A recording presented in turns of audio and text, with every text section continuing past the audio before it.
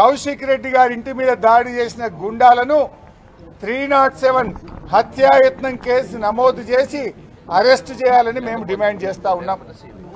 లేదంటే సిబిఐ విచారణ కోరుతాం. దీని మీద అవసరమైతే కోర్టుకు పోతాం, కేంద్ర హోంశాఖ దగ్గరికి వెళ్తాం. కానీ దీన్ని మాత్రం మేము వదిలిపెట్టాం. నిజాలు బయటకు రావాలి. ఇవాళ రేవంత్ రెడ్డి డైరెక్షన్లో పోలీస్ కమిషనర్ ఆధ్వర్యంలో పోలీసుల ఆధ్వర్యంలో కౌశిక్ రెడ్డి గారి ఇంటి మీద దాడి జరిగింది. ఈ దాడి వెనుక పాత్రదారులు ఎవరు, సూత్రధారులు ఎవరు, సహకరించింది ఎవరో అన్ని కూడా బయటకు రావాలి. ఒకవేళ మేము డీజీపీ గారిని డిమాండ్ చేస్తున్నాం, నిజంగా లా అండ్ ఆర్డర్ను కాపాడాలంటే మీరు ఆల్ ఇండియా సర్వీస్ అధికారులు అయితే సిపి సైబరాబాద్ డీజీపీ గారు తక్షణమే ఉన్నత స్థాయి విచారణకు ఆదేశించండి.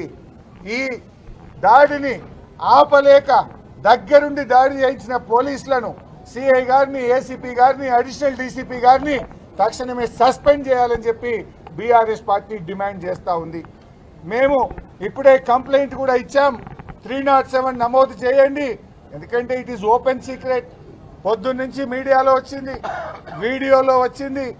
పాడే కడతామన్నారు, చంపుతామన్నారు, రాళ్లతో, కత్తులతో, కటారాలతో, అదేవిధంగా కట్టెలతో మా కౌశిక్ రెడ్డి గారి ఇంటిపైన దాడి జరిగింది.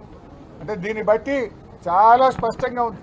రాష్ట్ర ప్రజలందరూ గమనిస్తున్నారు, టీవీల్లో ప్రజలు చూశారు. అందువల్ల న్యాయాన్ని కాపాడండి. 10 ఏళ్ల కేసీఆర్ పాలనలో హైదరాబాద్ను కంటికి రెప్పలాగా కాపాడుకున్నాం.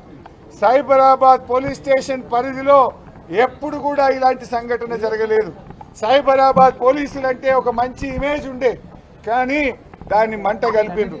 మేము ఒకటే రేవంత్ రెడ్డిని కూడా హెచ్చరిస్తా ఉన్నాం, నువ్వు ఈరోజు 307 నమోదు చేసి ఆ గుండాలను అరెస్ట్ చేయి. అదేవిధంగా ఈ పోలీసుల మీద యాక్షన్ తీసుకో.